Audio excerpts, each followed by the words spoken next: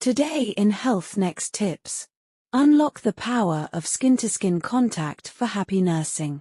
Did you know skin-to-skin contact, often called kangaroo care, is a breastfeeding superpower? It's not just about cuddles.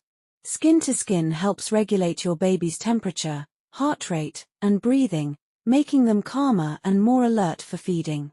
This can lead to a deeper latch, better milk transfer, and a more satisfying experience for both of you. Here's how to make it work. Get comfy. Find a quiet, supportive place to sit or lie down. Bear it all almost.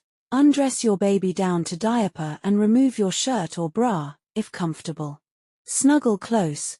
Place your baby skin to skin on your chest, tummy to tummy.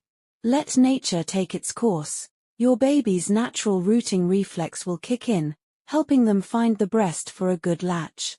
Bonus tip: practice skin to skin not just during feeding, but anytime your baby needs soothing.